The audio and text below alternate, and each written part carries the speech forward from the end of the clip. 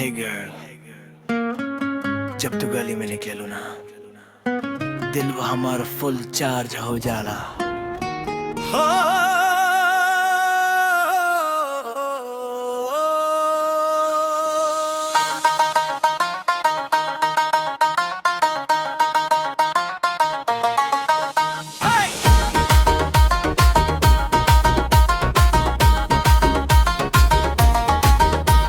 नजर के परत मार दिल जान हो, दिलवा के सिस्टम भगैल हांग हो। चले लू जब कमर हिला के रानी, बस्ती के लायका सब भगैल क्रेजी।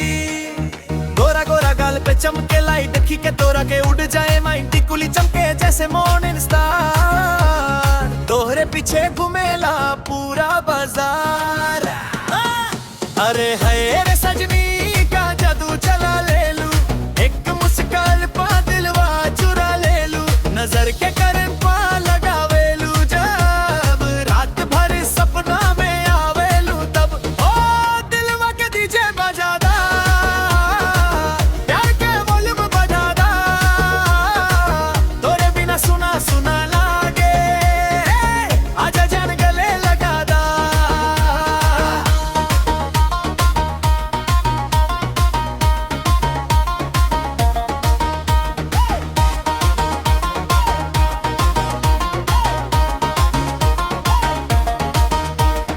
रेड कलर सूट में लगलू क्वीन, तोहरा आगे फेल बस अब ब्यूटी सीन।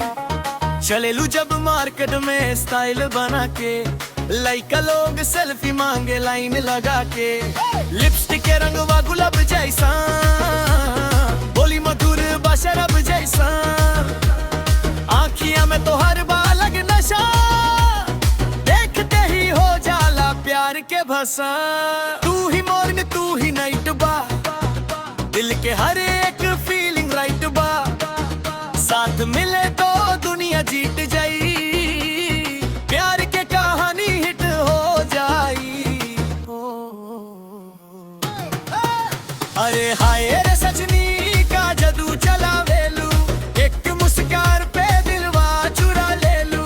नजर के करन को लगावेलू, जब रात भर सपना में आवेलू तब हो दिलवा के डीजे बजादा, प्यार के वॉल्यूम बढ़ादा। तोरे बिना सुना सुना लागे, आजा जान गले लगादा। नजर के रंग पार देलू जान हो, दिलवा के सिस्टम भागेल हंग हो। तोरा प्यार में पागल बनी हम, तू बन जा जानू।